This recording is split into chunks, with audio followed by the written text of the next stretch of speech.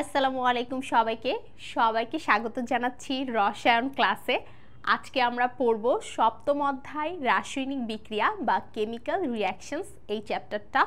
তোমাদের বোঝার সুবিধার জন্য এই সম্পূর্ণ প্লেলিস্টটাতে এই অধ্যায়টা কয়েকটা পর্বে ভাগ করা থাকবে। আসলে এই অধ্যায়টা পড়তে গেলে এইরকম স্টেপ বাই স্টেপ বা কয়েকটা পর্বে ভাগ করে পড়লেই তোমাদের জন্য সুবিধা হবে। যারা আগে অধ্যায়টা কখনো পড়ো নাই বা যারা পড়েও ফেলেছো, আমরা এই অধ্যায়টা এমনভাবে পড়ব, বইয়ের প্রতিটা লাইন দাগিয়ে দাগিয়ে এমনভাবে পড়ব যেন ক্লাসেই তোমার আসলে পড়াটা হয়ে যায়। আর বইয়ে কিছু লাইন আছে যেগুলো আমাদের পরবর্তীতে বারবার পড়ার দরকার হয় না। সো তুমি যদি এই ক্লাসটা করো সেই জিনিসগুলো তুমি ক্লিয়ার হয়ে যাবা এবং তোমার পড়াটা অনেক গুছিয়ে এবং কমিয়ে আসবে।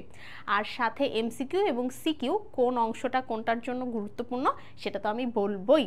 তো চলো আর বেশি কথা না বলে আমরা ক্লাসটা শুরু করে দিই। তো আমরা যেহেতু বললাম যে আমরা বই নিয়ে পড়াশোনা করব, তাহলে অবভিয়াস ব্যাপার আমরা প্রথমে একটা বই খুলে নিয়েছি। সো আমরা দেখতে পাচ্ছি এই অধ্যায়ের শুরুতে সপ্তম অধ্যায় রাসায়নিক বিক্রিয়া বা কেমিক্যাল রিঅ্যাকশনস আছে। তার মানে এই অধ্যায়ে কিন্তু আসলে অনেকগুলো বিক্রিয়া আছে। কেমিস্ট্রির অনেক কিছু আসলে এই অধ্যায়ে শেখা হয়ে যাবে। এই অধ্যায়টা যারা ভালো করে আত্মস্থ করতে পারবা তারা কেমিস্ট্রি নিয়ে পরবর্তীতে আসলে অনেক মজা পাবা। ঠিক আছে, ওকে। সো এইখানটাই তেমন একটা কিছু নাই, সো আমি এটা পড়ছি না। আমি ডাইরেক্ট এই অধ্যায়ের পাঠ শেষেও পড়ছি না, আমি একদম ডাইরেক্ট চলে যাচ্ছি এই অংশটাতে। সো আমরা এই অংশটা চলো একটু পড়ার চেষ্টা করি। সো আমরা যেটা দেখতে পাচ্ছি যে এই অংশতে আমাদের যে কথাটা বলতেছে পদার্থের পরিবর্তন বা চেঞ্জেস অফ ম্যাটার। আমরা কিন্তু পদার্থের গঠন যে চ্যাপ্টারটা ছিল সেখানেও কিছু হালকা পাতলা ধারণা নিয়ে এসেছি যে একটা পদার্থের আসলে তিনটা অবস্থা থাকে, কঠিন, তরল এবং বায়বীয়। ওই কথাটারই একটু আপডেটেড ভার্সন এখানে আমরা পড়ব। তো আমরা দেখছি আমাদের বলতেছে যে আমরা সবসময় আমাদের চারপাশে নানা পদার্থ তাপ, চাপ কিংবা একে অন্যের সংস্পর্শে এসে পরিবর্তন হতে দেখি। তো ব্যাপারটা হচ্ছে যে পদার্থের পরিবর্তন যে ব্যাপারটা এটা আমাদের প্রকৃতিতে খুবই কমন। এখানে সেটা বলছে, এই লাইনটা পরবর্তীতে আমাদের পড়ার দরকার নেই। পদার্থের দুই ধরনের পরিবর্তন হয়, ভৌত পরিবর্তন কখনো বা রাসায়নিক পরিবর্তন। তাহলে আমরা প্রথম লাইনে বা প্রথম অংশে যেই পয়েন্টটা পেলাম সেটা হচ্ছে 2।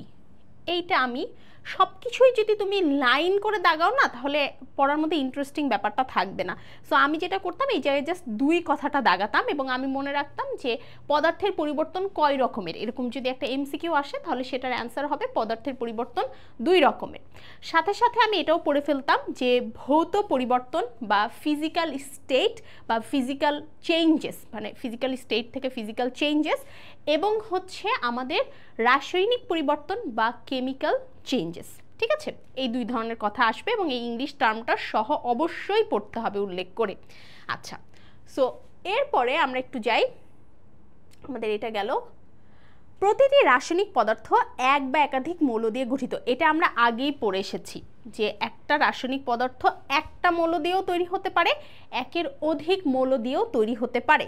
একের অধিক মৌল দিয়ে তৈরি হলে সেটা যৌগিক পদার্থ, এটা তোমরা জানো।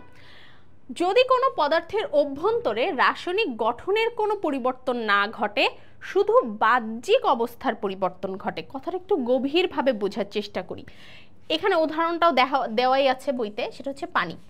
এই যে পানির যদি মানে H2O এই ফর্মুলাতে যদি কোনো রকমের পরিবর্তন না ঘটে, অর্থাৎ H2O H3O এরকম কিছু না হয়, H2O H2Oই থাকে, জাস্ট বাহিরে থেকে ওকে দেখতে অন্য রকম লাগে, মানে আগে যেরকম লাগতেছিল এখন আর সেরকম লাগবে না, এরকম একটা পরিবর্তনকে আমরা বলছি ভৌত পরিবর্তন বা ফিজিক্যাল চেঞ্জ। একটু খেয়াল করো, এই অংশটা আমাদের জানতে হবে।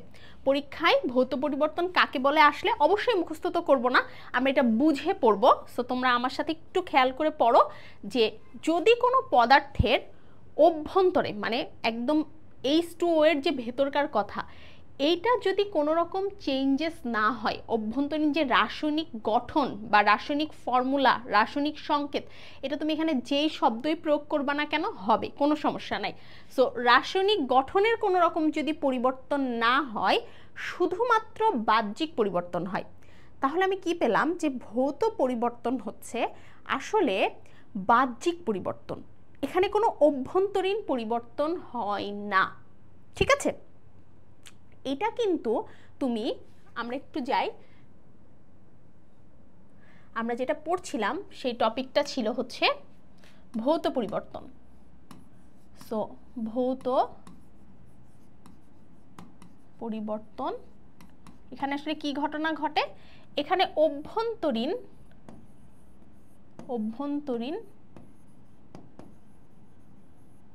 পরিবর্তন, যেটা সবাই বলো অভ্যন্তরীণ পরিবর্তন, মনে মনে বলো যে অভ্যন্তরীণ পরিবর্তন কি হয় নাকি হয় না।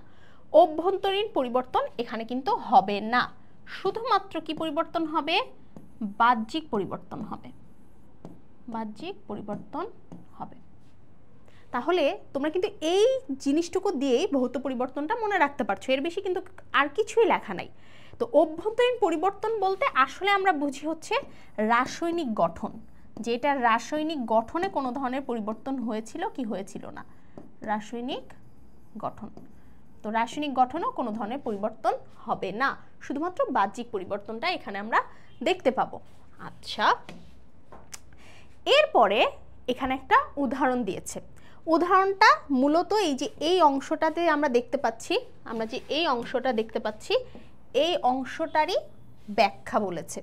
সো পরীক্ষায় তুমি শুধুমাত্র এই অংশটা বা পরবর্তীতে এই অংশটা মনে রাখলে এই যে বর্ণনাটা আছে এই বর্ণনাটা তুমি পরবর্তীতে নিজের মতো করে দিতে পারবা। দেখো আমি বলে দিচ্ছি, তারপরেও পড়ে দিচ্ছি, কারণ আমরা কথা দিয়েছি যে আমরা ক্লাসে বইটা পড়ে ফেলবো, আমরা বাসায় আর পরে পড়বো না। একখণ্ড কঠিন বরফকে কক্ষ তাপমাত্রায় রেখে দিলে তা পরিবেশ থেকে তাপ গ্রহণ করে আস্তে আস্তে গলে তরল পানিতে পরিণত হয়। আচ্ছা, কক্ষ তাপমাত্রা কি?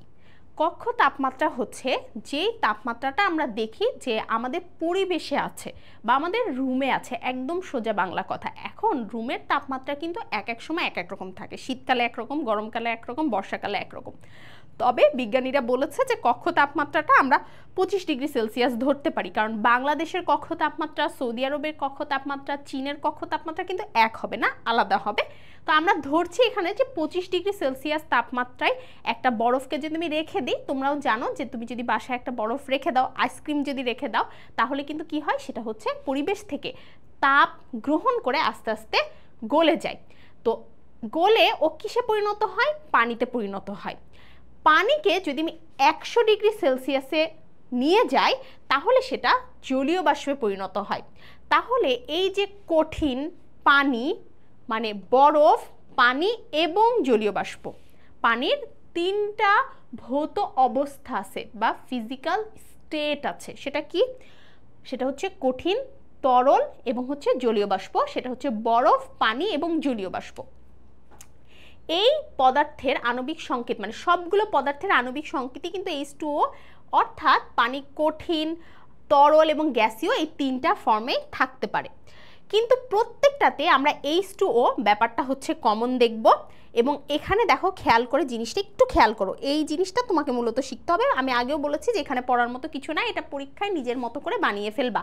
তাহলে এই অংশ থেকে শুধুমাত্র আমরা পড়ব হচ্ছে ভৌত পরিবর্তনের যে সংজ্ঞাটা আছে সেটা এবং উদাহরণ। তোমাদেরকে মনে আছে যে কেমিস্ট্রির যে হচ্ছে মানে পড়াশোনার যে টেকনিকটা ছিল, ওখানে আমি বলেছিলাম যে সপ্তম অধ্যায় শুধু কাকে বলে পড়তে হয় আর হচ্ছে বিক্রিয়া পড়তে হয়। সো দেখো একই কথাই কিন্তু আবার চলে আসছে। সো আমরা কাকে বলে পড়লাম, এখন আমরা উদাহরণটা পড়ব।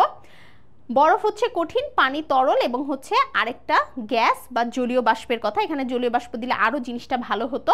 সো তাপ বাড়তেছে, তাহলে এখানে প্লাস তাপ লেখা, কিন্তু এখানে কিন্তু তাপ বাড়তেছে, তাহলে এখানে কি প্লাস তাপ। এখান থেকে এখানে আবার তাপ বাড়তেছে, সো প্লাস তাপ, এবং আলটিমেটলি এখানে হচ্ছে জলীয় বাষ্প।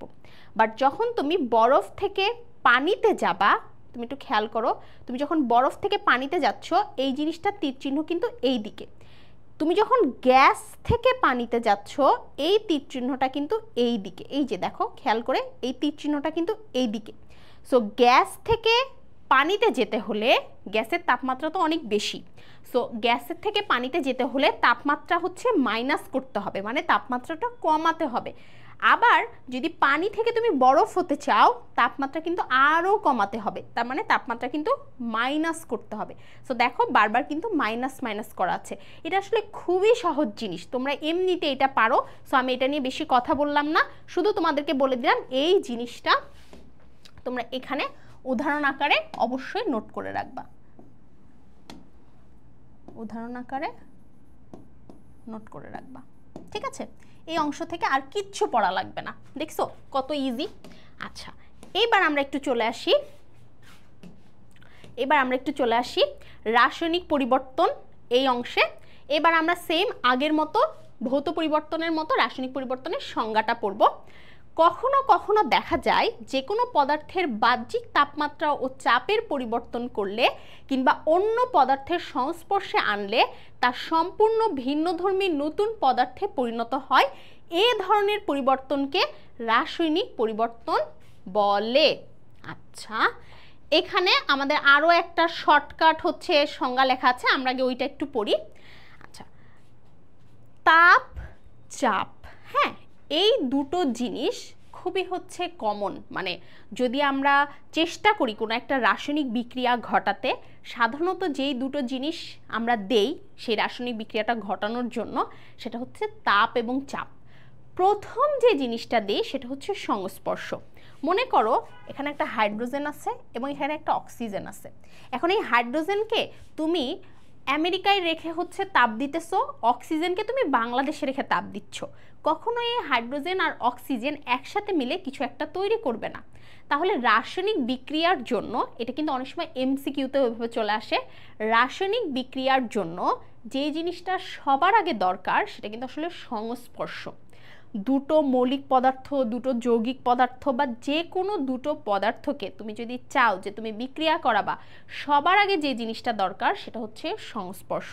সো মনে করো এই দুটো জিনিসকে সবার আগে আমি সংস্পর্শে আনলাম। এরপরে আমি যদি সেটাকে তাপ চাপ এরকম যে কোনো নিয়ামকের সম্পর্কে আমরা আরও, এই টার্মটা সম্পর্কে আমরা পরবর্তীতে আরও পড়বো এই চ্যাপ্টারের লাস্টের দিকে গিয়ে। সো এই দুটো জিনিস বা এই দুটো প্যারামিটার, ঠিক আছে, ইংলিশে বললে তোমরা অনেক সময় ভালো বুঝো। সো তাপমাত্রা এবং চাপ, এই দুটো জিনিস যদি আমি সেখানে আরও এক্সট্রা করে অ্যাড করি তাহলে তাদের মধ্যে বিক্রিয়া হবে। এই বিক্রিয়ার ফলে তাদের অভ্যন্তরীণ রাসায়নিক গঠনের পরিবর্তন হবে। এইটাই রাসায়নিক পরিবর্তন। এক কথায় রাসায়নিক গঠন বা আণবিক সংকেতের চেঞ্জেস হয়ে যাওয়াটাই হচ্ছে আমার রাসায়নিক পরিবর্তন, ঠিক আছে?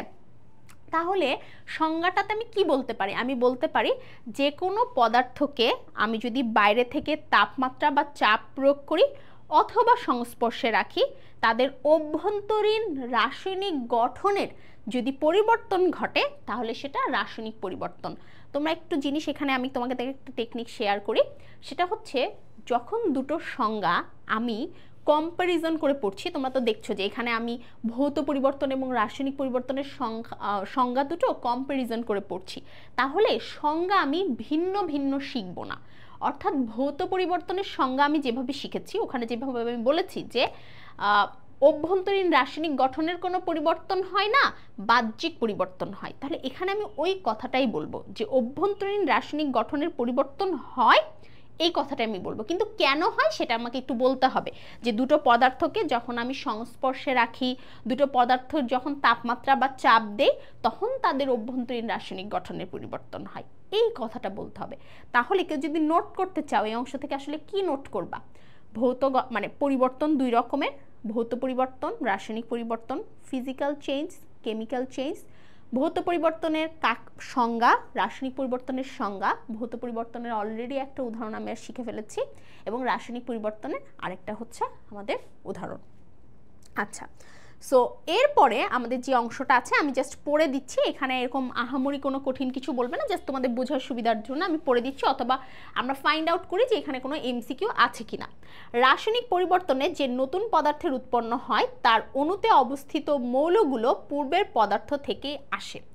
নতুন যে পদার্থটা তৈরি হবে সেগুলো হচ্ছে আগের পদার্থেরই একটা ভার্সন, অর্থাৎ আগের পদার্থে যে অণুগুলো ছিল বা মৌলগুলো ছিল সেগুলো দিয়েই নতুন একটা পদার্থ তৈরি হবে। পূর্বের অণুর মধ্যে বন্ধনসমূহের ভাঙনের মাধ্যমে বিচ্ছিন্ন আয়ন বা পরমাণু সৃষ্টি হয়। আচ্ছা, যখন একটা জিনিস গড়ছে তখন কিন্তু আগের জিনিসটা ভাঙবে। আমরা যদি একটু পরে উদাহরণ দেখব সেখানে আমি কথাগুলো আবার মিলিয়ে দিব যে নতুন একটা কিছু তৈরি হতে গেলে আগের জিনিসটাকে কিন্তু ভাঙতে হবে। তবে সব সময় না, কিছু কিছু ক্ষেত্রে দেখা যায় আগের জিনিসটা না ভেঙে শুধু জাস্ট জোড়া লেগে যায়। বাট রাসায়নিক বিক্রিয়ায় ম্যাক্সিমাম ক্ষেত্রেই নিয়মই হচ্ছে আগের জিনিস ভাঙবে এবং নতুন করে কোনো একটা জিনিস তৈরি হবে, মানে একটা সংসার ভাঙবে আর একটা সংসার তৈরি হবে, জিনিসটা হচ্ছে এমন। পরবর্তীকালে এই অণু বা পরমাণুগুলো নিজেদের মধ্যে বন্ধন গঠন করে অণু সৃষ্টি করে, অর্থাৎ এক কথায় দেখো খেয়াল করে, পুরনো বন্ধনের ভাঙন এবং নতুন বন্ধনের গঠনই মূলত রাসায়নিক বিক্রিয়া বা রাসায়নিক পরিবর্তন। আমরা আরেকটা জিনিস শিখলাম যে এই রাসায়নিক পরিবর্তনটাই আসলে হচ্ছে রাসায়নিক বিক্রিয়া। যখনই রাসায়নিক পরিবর্তন হয় তখনই আসলে রাসায়নিক বিক্রিয়া হয়। সো রাসায়নিক বিক্রিয়া হচ্ছে পুরাতন অণুগুলোর ভাঙন এবং নতুন অণুসমূহের গঠন। এটা কিন্তু এমসিকিউর জন্য একটা লাইন, তোমরা চাইলে এই লাইনটা দাগিয়ে নিতে পারো, এই লাইনটা। আচ্ছা, যেমন মনে করি যে রান্নার কাজে আমরা যে প্রাকৃতিক গ্যাস ব্যবহার করি সেই গ্যাসের প্রধান উপাদান হচ্ছে মিথেন। এটাও এমসিকিউর জন্য একটা লাইন, যে রান্নার কাজে যে আমরা প্রাকৃতিক গ্যাস ব্যবহার করি সেই গ্যাসের আসলে নামটা কি? সেই গ্যাসের নাম হচ্ছে মিথেন বা CH4। হ্যাঁ, এটা হচ্ছে একটা অ্যালকেন। সো মিথেন গ্যাসকে অক্সিজেন দিয়ে পোড়ালে কার্বন ডাই অক্সাইড, জলীয় বাষ্প এবং তাপ শক্তি উৎপন্ন হয়। এটাই রাসায়নিক পরিবর্তন। আছে এই বিক্রিয়াটা এখানে দেওয়া আছে। হ্যাঁ, একটু খেয়াল করো, এই যে মিথেন, মিথেন কি ফর্মে ছিল? গ্যাসীয় ফর্মে। সো অবভিয়াসলি এখানে গ্যাস লিখতে হবে। সো মিথেনকে যদি আমরা বাতাসের অক্সিজেন দিয়ে পোড়াই তাহলে হচ্ছে এখানে কার্বন ডাই অক্সাইড। একটু খেয়াল করো, এই যে তোমরা না বিক্রিয়াতে, আমি বলি একটু মজার ব্যাপার, সেটা হচ্ছে তোমরা বিক্রিয়ক থেকে কি উৎপাদ হবে এটা লিখতে গিয়ে তোমরা অনেক বেশি প্যারা খাও। তুমি একটু চিন্তা করো, মনে করো এটা তুমি দেখো নাই চোখ দিয়ে জীবনে কোনো দিন, কিন্তু তুমি একটা জিনিস পড়ছো যে এখান থেকে কিছু একটা ভেঙে যাবে আর কিছু একটা গঠন হবে। এবার তুমি নিজেই বলো, যদি এই কার্বন ভেঙে যায়, মানে কার্বন আর অক্সিজেনের সাথে থাকতে না চায়, তাহলে কার্বন কার সাথে গিয়ে যুক্ত হবে? অবভিয়াসলি অক্সিজেনের সাথে। এখন তুমি তো একটু বড় হইছো, তুমি জানো, তোমাকে যদি আমি বলি কার্বন আর অক্সিজেন দিয়ে একটা যৌগের নাম বলো, আমার মনে হয় না যে তোমার মাথায় কার্বন ডাই অক্সাইড ছাড়া অন্য কোনো যৌগের নাম আসবে। একইভাবে এই হাইড্রোজেন কি করবে? হাইড্রোজেনও তো কাউকে খুঁজবে, তাই না? সো এই হাইড্রোজেন খুঁজে কাকে পাবে? এই অক্সিজেনকেই পাবে। তাহলে হাইড্রোজেন এবং অক্সিজেন দিয়েও যদি আমি তোমাকে বলি যে কোনো একটা যৌগের নাম বলো, আমার মনে হয় না তোমার মাথায় পানি, যদিও এটা কিন্তু পানি না, এটা একটু খেয়াল করবা যে এখানে কি পানি দেওয়া আছে নাকি হচ্ছে গ্যাস দেওয়া আছে। মানে যদি পানিটা এই ফর্মে দেওয়া থাকে তাহলে এটা কিন্তু গ্যাস বা জলীয় বাষ্প ফর্মে আছে, কিন্তু দেখো এখানে কিন্তু এল দেওয়া আছে। এল মানে কিন্তু হচ্ছে লিকুইড। সো পানিটা কিন্তু এখানে লিকুইড ফর্মে আছে, অর্থাৎ এখানে কিন্তু পানি তৈরি হবে। হ্যাঁ, আচ্ছা, সো তাহলে এখানে বুঝো, এই যে তোমরা যে বলো আমরা বিক্রিয়া লিখতে পারি না, একটু কমন সেন্স খাটালেই তোমরা বিক্রিয়া লিখতে পারবা।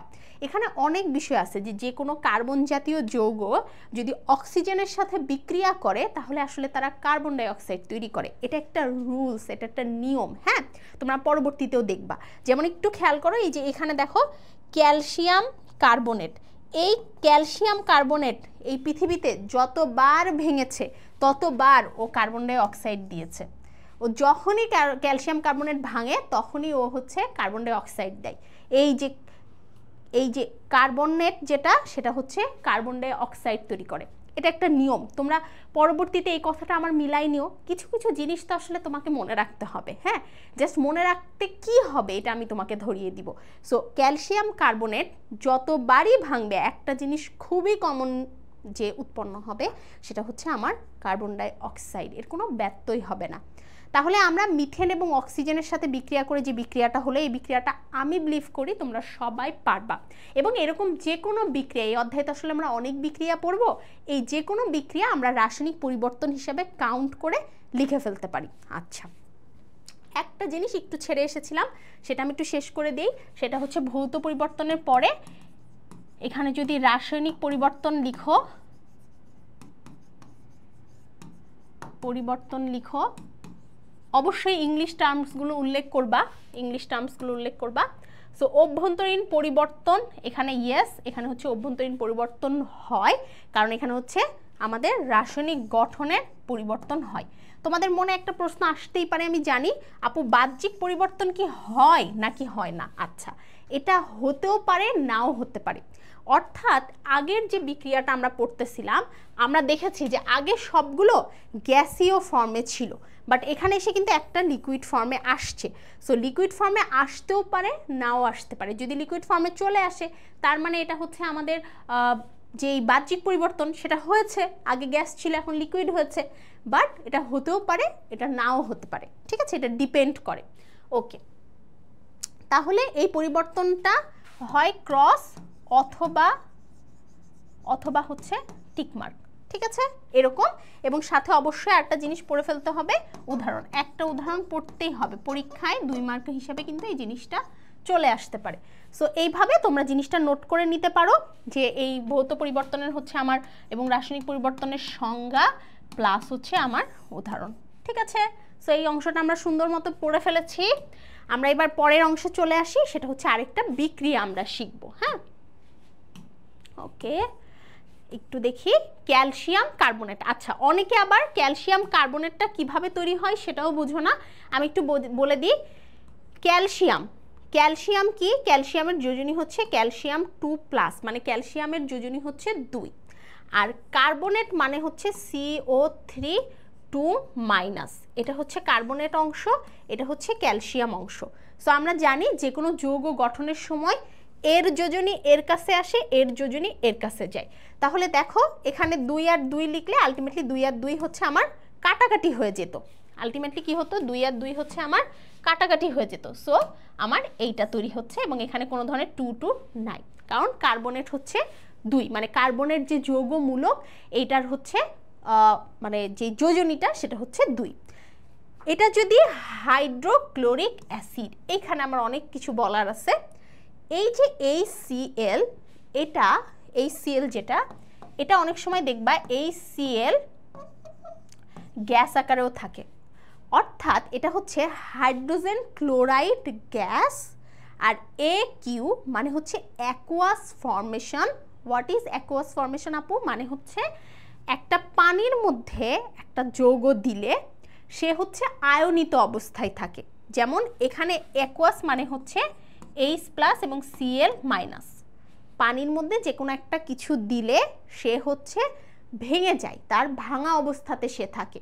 সো অ্যাকুয়াস ফর্মে থাকলে সে হচ্ছে হাইড্রোক্লোরিক অ্যাসিড, মানে তখন এটা অ্যাসিড ফর্মে থাকে, কারণ অ্যাসিড সবসময় H+ দিতে চাই। তো যাক, আমরা অত কঠিনে না যাই, আমরা বুঝি যে হাইড্রোজেন ক্লোরাইড গ্যাস আকারেও থাকতে পারে, অ্যাকুয়াস ফর্ম বা HCl অ্যাসিড আকারেও থাকতে পারে।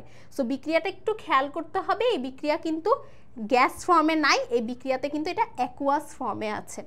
এরকম থাকলে এই যে ক্যালসিয়াম অবশ্যই আর কার্বনেটের সাথে থাকবে না। সো ক্যালসিয়াম যদি কার্বনেটের সাথে না থাকে তাহলে কার সাথে থাকবে? ক্যালসিয়াম কার্বনেটের সাথে না থাকলে ক্লোরিনের সাথে থাকবে। এখন তোমার মনে প্রশ্ন আসতে পারে, আপু ক্যালসিয়াম ক্লোরিনের সাথে কেন গেল, হাইড্রোজেনের সাথে কেন গেল না? কারণ এটা খুবই অবভিয়াস ব্যাপার, ক্যালসিয়ামও প্লাস হাইড্রোজেনও প্লাস। আমরা তো জানি রাসায়নিক বন্ধনের চ্যাপ্টার থেকে যে প্লাস সবসময় মাইনাসকে অ্যাটাক করে, বা আয়ন ক্যাটায়ন অ্যানায়নের সাথে থাকতে চায়। তাহলে ক্যালসিয়াম যেটা সেটা অবশ্যই ক্লোরিনের সাথে যাবে, ও হাইড্রোজেনের সাথে তো অবভিয়াসলি যাবে না। তাহলে ক্যালসিয়াম ক্লোরিনের সাথে যুক্ত হয়ে ক্যালসিয়াম ক্লোরাইড তৈরি করবে। এইটার ফর্মেশন যারা বোঝো না তাদেরকে একটু বোঝাই দেই। আমি কিন্তু শুরুতেই বলেছিলাম পর্যায় সারণী আগে ভালোভাবে শিখতে হবে। ক্যালসিয়ামের যোজনী 2 এবং ক্লোরিনের যোজনী 1। তো ক্যালসিয়ামের ওইটা এখানে গেছে 2 এবং ক্লোরিনের এটা এখানে আসছে 1। সো ক্যালসিয়াম ক্লোরিন এখানে 2। কার্বন ডাইঅক্সাইড তো অবভিয়াসলি তৈরি হবে, আমি বলছি ক্যালসিয়াম কার্বনেট ভাঙলেই কার্বন ডাইঅক্সাইড তৈরি হয়, এবং বাদ থাকে হচ্ছে আমার একটা হাইড্রোজেন। সো হাইড্রোজেন কি তৈরি করবে? হাইড্রোজেন অবভিয়াসলি এখানে যেহেতু ও আছে, তার মানে হাইড্রোজেন ও থাকলে পানি তৈরি করে ফেলাই, ঠিক আছে। সো অবভিয়াসলি আমরা এই দুটো বিক্রিয়া খুব সুন্দর করে শিখে ফেলবো, যে কোনো MCQর জন্য কিন্তু আসতে পারে যে এইটার পরে এখানে আসলে কি ফর্মেশন হয়। তো এটা কিন্তু আমাদের জানতে হবে, এটা বারবার দেখতে দেখতে তোমার মনে হয়ে যাবে। তুমি যদি বারবার বইয়ের মধ্যে এই অংশগুলো মনে করতে যাও তাহলে অনেক সমস্যা, এগুলো তো তুমি মনে করবা না, এখানে যে অংশগুলো তোমার লাগবে সেগুলো দাগিয়ে নিবা, বাদ বাকি সব কিছু তুমি ভুলে যাবা, এর বেশি কিছু তোমার পড়া লাগবে না। এই বিক্রিয়াগুলো তুমি নোট খাতায় উঠাবা এবং এইগুলো তুমি বারবার বারবার পড়বা। ফাইন, এবার আমরা পড়ব রাসায়নিক বিক্রিয়ার শ্রেণীবিভাগ। এতক্ষণ আমরা পড়লাম যে রাসায়নিক পরিবর্তন সম্পর্কে, এরপরে আমরা ডাইরেক্ট এই যে এই অধ্যায়টা যেই রিলেটেড যে রাসায়নিক বিক্রিয়া সেইটার ক্লাসিফিকেশনে চলে এসেছি। সো প্রথমে আমরা দেখতেছি যে রাসায়নিক বিক্রিয়া যে শ্রেণীবিভাগ ওটা আসলে অনেক কিছুর উপর ভিত্তি করে ভাগ করা যায়। প্রথম যে ভিত্তিটা সেটা হচ্ছে বিক্রিয়ার দিক, এবং বিক্রিয়ার দিক হচ্ছে দুই প্রকার, মানে দুই প্রকার হতে পারে। একটা হচ্ছে একমুখী, আরেকটা হচ্ছে আমার নিচে আছে সেটা হচ্ছে উভমুখী। আচ্ছা, সো উভমুখী মানে উভয় দিকে মুখ আছে যার। আমরা সাধারণত জানি, তোমরা একটু খেয়াল করো, যে কোনো একটা বিক্রিয়ার তীর চিহ্নটা ওই দিকেই থাকে। কেন ওই দিকে থাকে? কারণ একটা বিক্রিয়ক উৎপাদ তৈরি করা হচ্ছে তার কাজ। সো একটা বিক্রিয়ক উৎপাদ তৈরি করে দেয় এবং ঘটনা শেষ। সো তীর চিহ্নটা ওই দিকে থাকে। কিন্তু যখন কোনো একটা বিক্রিয়ায় তীর চিহ্ন এরকম দুই দিকে থাকে, অর্থাৎ ওই দিকেও একটা তীর এই দিকেও একটা তীর, তার মানে ওর মুখ হচ্ছে দুই দিকে, অর্থাৎ ও হচ্ছে রিভার্স। রিভার্স বলতে আমি কি বুঝাই? আমি বুঝাই যে আমি যদি এখান থেকে হেঁটে যাই এবং এভাবে যদি আমি ব্যাক আসি, তাহলে এই ব্যাপারটা হচ্ছে রিভার্স, মানে আমি যেটা গেলাম সেটা থেকে আবার ফেরত চলে আসলাম। যেরকম আমরা কি করি, বারবার পড়াশোনার জন্য বসি, তারপর পড়াশোনা করতে ইচ্ছে করে না, আমরা হচ্ছে ফেরত চলে আসি, তাই না? এটা হচ্ছে একটা রিভার্সিবল রিয়াকশন বা উভমুখী বিক্রিয়ার উদাহরণ। সো যারা ইররিভার্সিবল অর্থাৎ পড়াশোনা করতে বসে কিন্তু আর জীবনে ওঠে না, তারা হচ্ছে আসলে একমুখী বিক্রিয়া, একদিকে ফোকাসড, এবং সেই কারণে কিন্তু তারা এক কথায় ভালো স্টুডেন্ট এবং ভালো রেজাল্ট করে ফেলায়। তো আমরা আগে ইংলিশ টার্মটা বুঝি। এখানে আমি একটু গ্রামার পড়াই দিই, সেটা হচ্ছে রিভার্সেবল। আর যেরকম রিভার্সেবল দেয়ার কি হতে পারে, রেগুলার হতে পারে। আমার আর আপাতত কোনো ভোকাবুলারি মনে আসতেছে না, আমি রেগুলার বলতেছি, রিভার্সেবল বলতেছি। সো এই যে আর দিয়ে যখন একটা শব্দ হয়, সাধারণত সেটার বিপরীত শব্দ বানাতে গেলে, অর্থাৎ প্রিফিক্স অ্যাড করতে গেলে আই আর হয়। যেরকম হচ্ছে রেগুলার ইররেগুলার এবং রিভার্স ইররিভার্স, মানে রিভার্সেবল ইররিভার্সেবল। ঠিক আছে, এটা আমি কোথাও পড়ি নাই, এটা আমি সাধারণত নিজে খেয়াল করে দেখছি যে আর দিয়ে এরকম অনেকগুলো ভোকাবুলারি আছে যাদের অপোজিট যে ওয়ার্ডটা সেটাতে হচ্ছে আই আর হয়। ক্লিয়ার? সো রিভার্সেবল মানে হচ্ছে যেটা রিভার্স করতেছে, তাহলে সেটা হচ্ছে উভমুখী বিক্রিয়া। কেন? কারণ তার উভয় দিকে মুখ, সে ওদিকেও যেতে পারে এদিকেও আসতে পারে। কিন্তু যে ইররিভার্সেবল অর্থাৎ সে হচ্ছে রিভার্স করবে না, তার মুখটা কিন্তু একদিকে। তাহলে আমরা বেসিক যে জিস্ট কথাটা এটা কিন্তু শিখে গেলাম।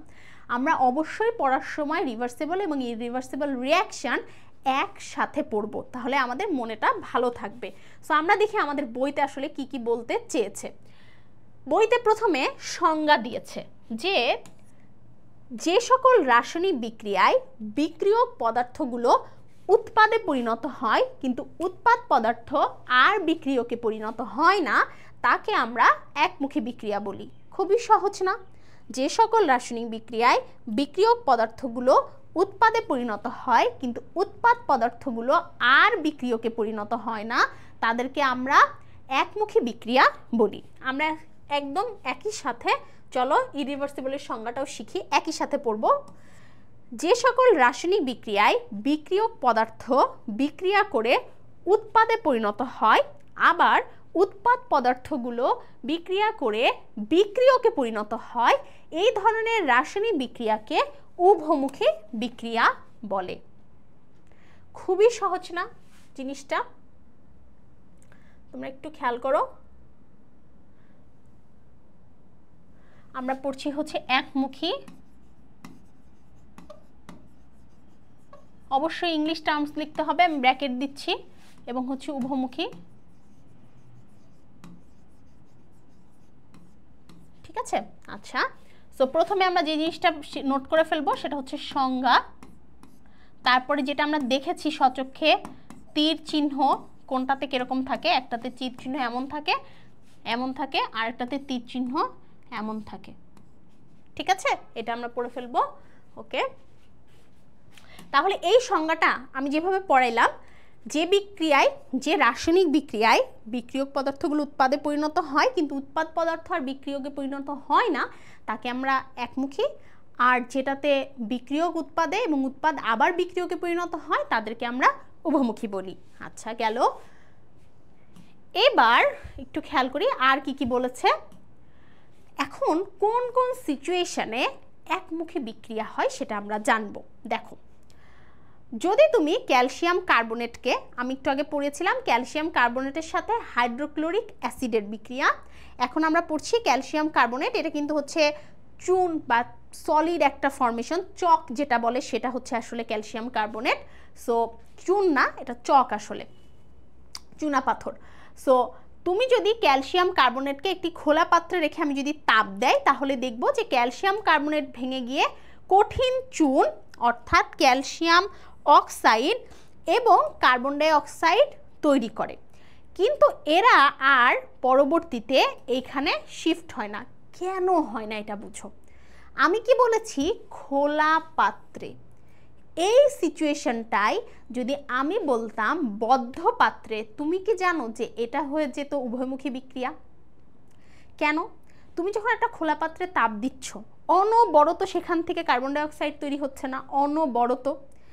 কার্বন ডাই অক্সাইড কি ওর মধ্যে বসে থাকবে? গ্যাস কি কখনো একটা পাত্রের মধ্যে বসে থাকে? না, ও কিন্তু উড়ে যাবে, বাতাস হবে, ভাপ বেরোবে, জলীয় মানে বাষ্প যেটা বলে, জলীয় বাষ্প মানে তো পানি, এখানে বাষ্প বলতেছি, গ্যাস বা বাষ্প, সেটা কিন্তু উঠতে থাকবে। কিসের গ্যাস বা বাষ্প? কার্বন ডাই অক্সাইডের গ্যাস বা বাষ্প উঠতে থাকবে। সো একটা জিনিস দেখো, যখন একটা জায়গা থেকে কার্বন ডাই অক্সাইডটা চলেই যাবে, তখন কার্বন ডাই অক্সাইড না পেলে আমি কিভাবে এই ক্যালসিয়াম অক্সাইড দিয়ে পুনরায় ক্যালসিয়াম কার্বনেট তৈরি করব? পারবো? পারবো না। কেন পারবো না? কারণ এখানে যে আমার যে অক্সিজেন ছিল দুইটা, সেটা তো আর নাই। আমি কিভাবে ক্যালসিয়াম কার্বনেট বানাবো? ইভেন আমার যে কার্বন ছিল, সবচেয়ে মেন কথা, মনে করো তুমি এখানে অনেকগুলো অক্সিজেন একসাথে জড়োও করলা, এখানে যে কার্বন ছিল সেটাই তো আর নাই। তুমি কিভাবে ওটা মানে অ্যাটাচ করবা? পারবা? পারবা না। তাহলে একমুখী বিক্রিয়াগুলো খোলা পাত্রে ঘটে। আমরা এটা একটু লিখে ফেলবো, সেটা হচ্ছে পাত্রের ধরন। পাত্রের ধরন, এটা হচ্ছে খোলা পাত্রে ঘটে, খোলা পাত্র। আর ওইটা হচ্ছে আবদ্ধ পাত্র, আবদ্ধ পাত্র। ক্লিয়ার হয়েছে তোমরা? আচ্ছা, ঠিক আছে। সো আবার আমরা চলে আসি। সো এই যে আমরা খোলা পাত্র এবং আবদ্ধ পাত্র এই জিনিসটা বুঝলাম, এবার চলে যাই উভমুখী বিক্রিয়ার কাছে।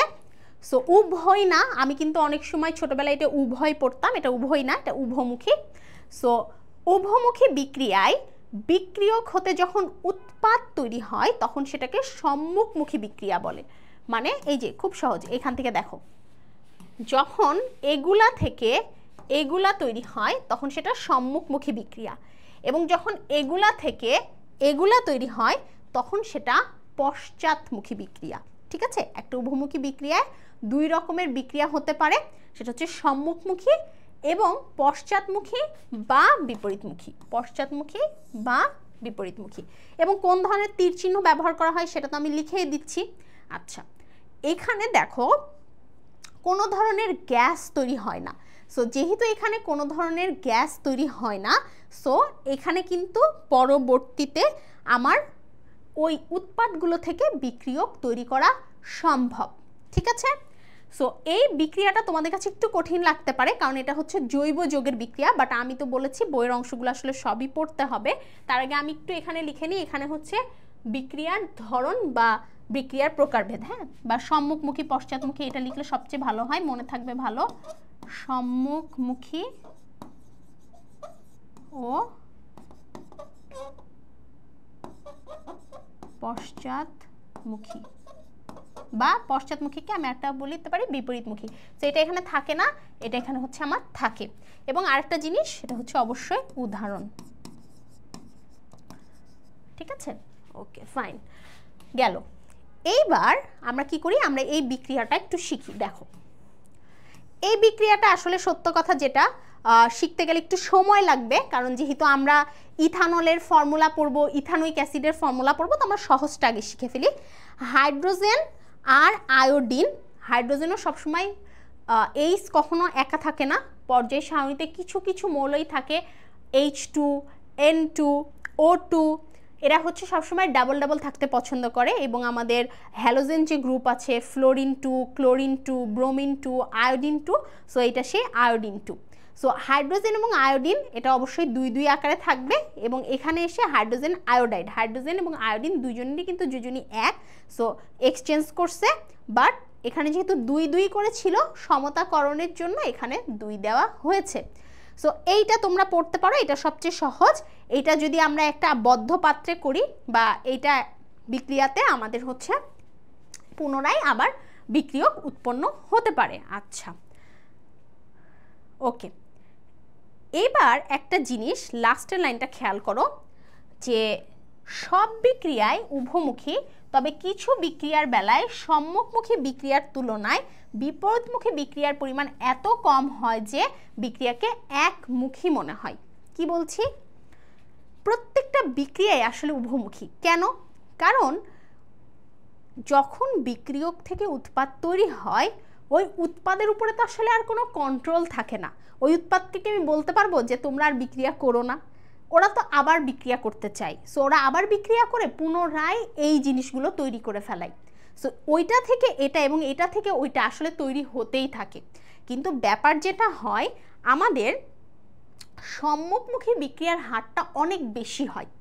সো যে কোনো বিক্রিয়াকে এই জন্য একমুখী মনে হয়, মানে এদিক থেকে ওদিকে যাওয়ার রেটটা এত বেশি হয় যে ওদিক থেকে এদিকে আসার রেটটা অনেক কম মনে হয়, যার ফলে আমাদের চোখে এটা ধরা পড়ে না।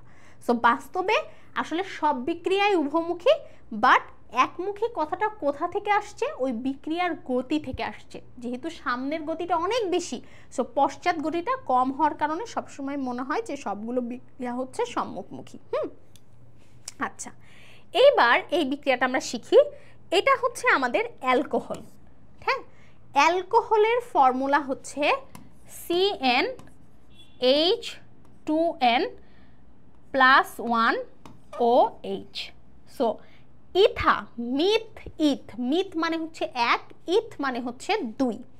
সো 2 যদি তুমি এখানে বসাও তাহলে এখানে স্বাভাবিকভাবে 2 গুণ 2 মানে 4 আর 1 5 হয়ে যায়। সো এটা ইথানোয়িক অ্যাসিড। এই সেম জিনিস জাস্ট এই OH এর জায়গায় আমি যদি COOH দেই, তাহলে সেটা কি হয়ে যাবে, তাহলে সেটা হয়ে যাবে অ্যাসিড, জৈব অ্যাসিড। এটা যেরকম অ্যালকোহল ছিল যাদের নামের লাস্টে নল হয়, একইভাবে এখানে হচ্ছে জৈব অ্যাসিড হয়ে যাবে।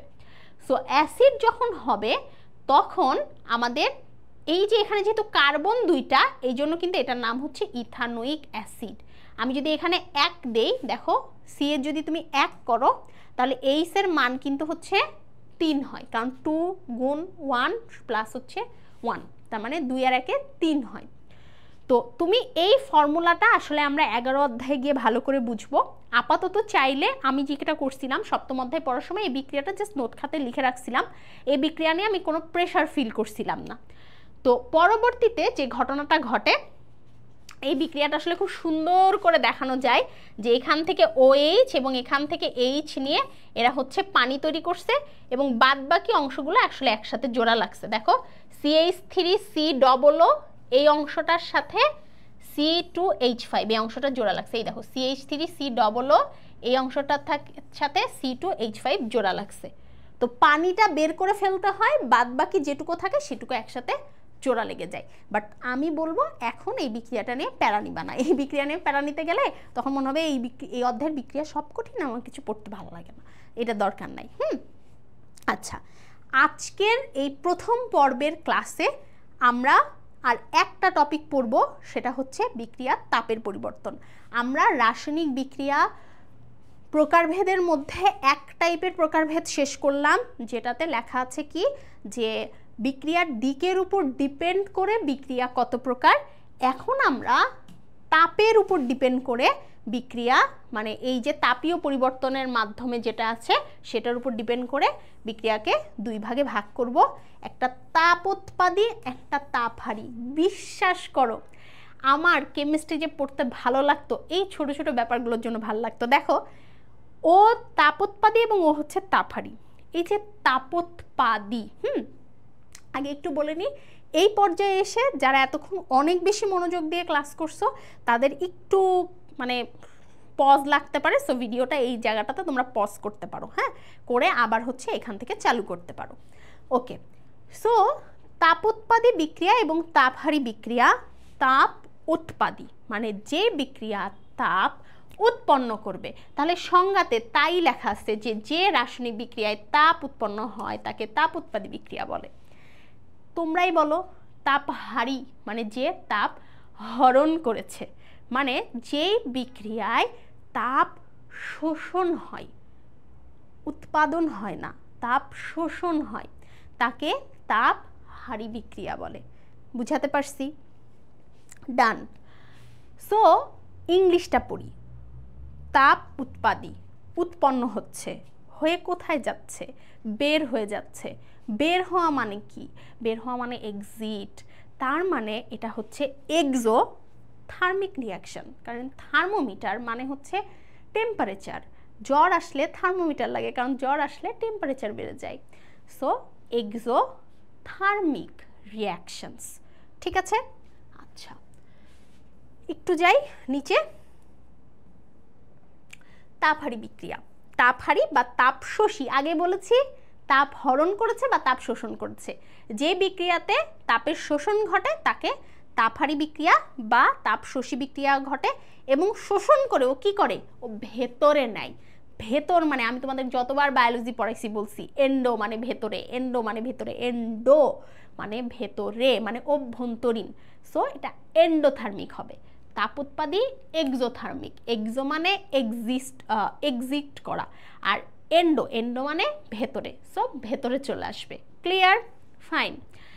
এখন এইটাও সেম, আমরা হচ্ছে এটাও পার্থক্য করে পড়ব। সো আমরা একটু লিখে ফেলি। তাপোৎপাদী, বানানটা একটু ভুল থাকতে পারে, একটু চেক করতে হবে, এবং হচ্ছে তাপহারী বা তাপ শোষী। ইংলিশ টার্মটা লিখে ফেলবা সবাই, এখানে আমি ওয়ার্ড চিহ্ন দিচ্ছি, এখানে অবশ্যই ইংলিশ টার্ম লিখবা। প্রথমে হচ্ছে আমরা অবশ্যই কি লিখব? সংজ্ঞা লিখব।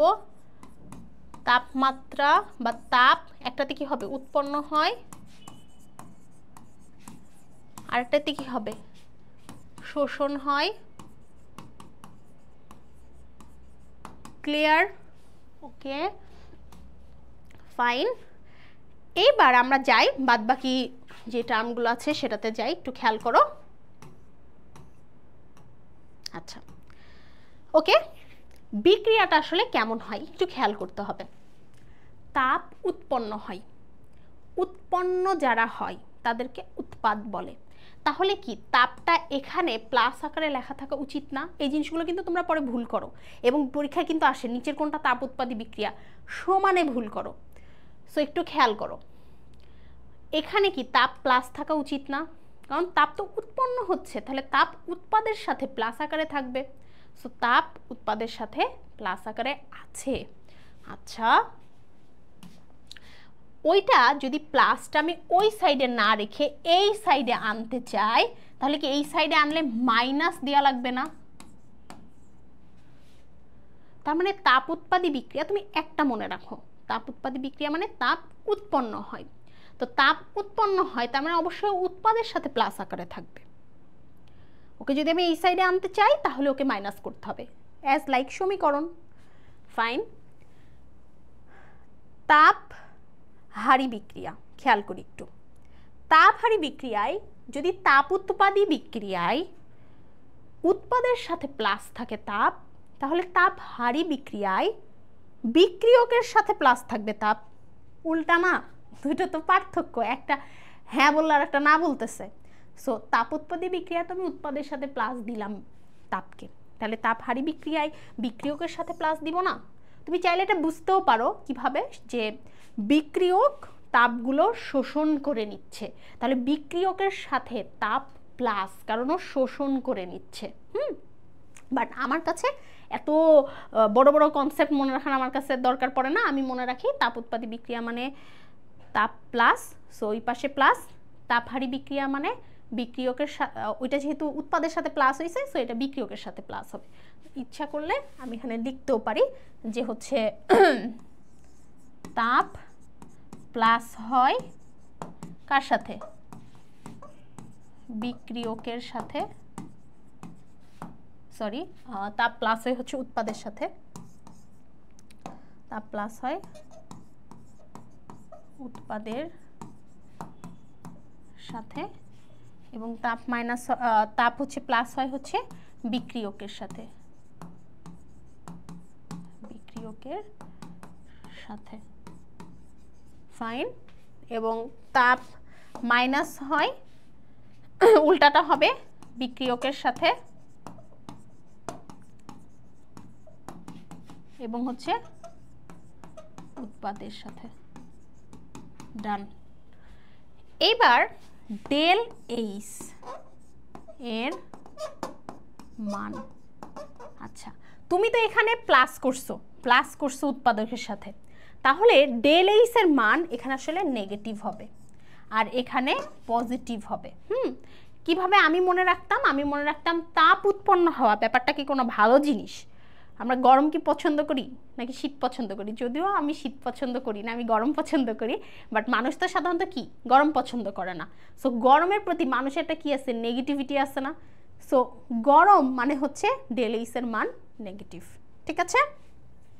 বইয়ের সাথে একটু মিলাই নেই, এই যে গরম মানে হচ্ছে ডেল এইচ এর মান আমার নেগেটিভ, খেয়াল করি একটু, এই যে ডেল এইচ এর মান হচ্ছে আমার নেগেটিভ, ঠিক আছে? এবং এই ক্ষেত্রে আমরা বিক্রিয়া যে উদাহরণ আছে সে দুটো উদাহরণ পড়ে ফেলবো। নাইট্রোজেন এবং হাইড্রোজেনের সাথে অ্যামোনিয়া তৈরি হয়, এখানে হচ্ছে আয়রন প্রভাবক হিসেবে কাজ করে, এই পরিমাণ তাপ এবং চাপ লাগে। এটা মুখস্থ করলে করতে পারো, না করলেও কোনো সমস্যা নাই, ওরকম আহামরি ভূমিকা পালন করবে না, তবে করলে ভালো, এটাও আগে বলে রাখছি। সেটা হচ্ছে নাইট্রোজেন এবং হাইড্রোজেন অ্যামোনিয়া তৈরি হবে, এখানে সমতাকরণ করলে এখানে 3 দিলে এটা পারফেক্টলি সমতা হয় এবং এখানে 2 দিলে হয়, কারণ এখানে হচ্ছে 2 ছিল, এখানে হচ্ছে 2 ছিল, কিন্তু এখানে এসে 3 হয়ে গেছে। সো এই 3-এর জায়গায় 2 আর 2-এর জায়গায় 3 দিলে বিক্রিয়াটা সমতাকরণ হয়ে যায়, খুব সহজ। এটাই তোমরা সবসময় উদাহরণ হিসেবে ব্যবহার করবা, কারণ এটা পরবর্তীতে লাসাতীয় যে নীতি আছে সেটাতে বারবার এই কথাটা এসেছে এবং কাজে লাগবে এই বিক্রিয়াটা। আচ্ছা, এবং তাপহারী বিক্রিয়ার উদাহরণটাও তোমরা একটা পড়ে ফেলবা, সেটা হচ্ছে নাইট্রোজেন এবং অক্সিজেনের সাথে আমাদের যেই উৎপন্ন হয় যে NO নাইট্রিক অক্সাইডের যে বিক্রিয়াটা, এটা নাইট্রিক অক্সাইড, NO মানে হচ্ছে নাইট্রিক অক্সাইড, সেটার বিক্রিয়া। ওকে, সো এই হচ্ছে আমাদের তাপ উৎপাদ এবং তাপহারী বিক্রিয়া।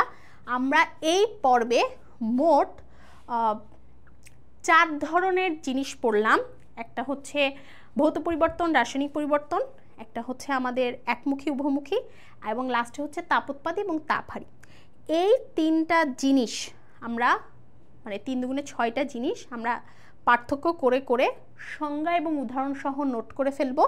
আগে আমরা সংজ্ঞা নোট করব, উদাহরণ নোট করব, এবং তারপরে আমরা পার্থক্য যে জিনিসটা আমি স্লাইডে দেখিয়ে দিয়েছি সেটা হচ্ছে নোট করে ফেলবো, ঠিক আছে? এটাতে সম্ভবত একটা জিনিস লিখে দিতে ভুলে গিয়েছি আমি, সেটা হচ্ছে এখানেও কিন্তু উদাহরণ। ওকে, পড়ো আর না পড়ো, বইয়ে যে উদাহরণগুলো আছে সেগুলো তুমি মাস্ট হচ্ছে নোট করে রাখবা, মানে যে বিক্রিয়াগুলো আছে সেগুলো নোট করে রাখবা। তোমাদের রেসপন্সের উপর ভিত্তি করে ইনশাল্লাহ আমি খুব দ্রুতই আবার পর্ব 2 যেটা আমাদের ইলেকট্রন স্থানান্তর বা জারণ বিজারণ, যেটা তোমাদের অনেক ভয়ের নাম, সেটা নিয়ে হাজির হয়ে যাব। তোমাদের কোনো সমস্যা থাকলে অবশ্যই কমেন্টে জানিয়ে দিবে। এবং আরেকটা কথা, এই পুরো অধ্যায়টা পড়ার সময় MCQ কোন অংশ থেকে ইম্পর্টেন্ট বলে দিচ্ছি। আসলে এই অংশ থেকে আজকে পর্ব 1-এ যতটুকু অংশ পড়ানো হয়েছে, এখান থেকে সৃজনশীলের গুরুত্বপূর্ণ অংশ অর্থাৎ গ এবং ঘয়ের জন্য গুরুত্বপূর্ণ অংশ খুবই কম ছিল, সো আমি এই জন্য ওটা উল্লেখ করি নাই। জারণ বিজারণে সৃজনশীলের জন্য গুরুত্বপূর্ণ অংশ বেশি, এই অংশটুকু শুধুমাত্র ক, খ এবং এমসিকিউর জন্য বেশি ভূমিকা পালন করবে। সো ইনশাল্লাহ দেখা হচ্ছে তোমাদের সাথে দ্বিতীয় পর্বে। আল্লাহ হাফেজ।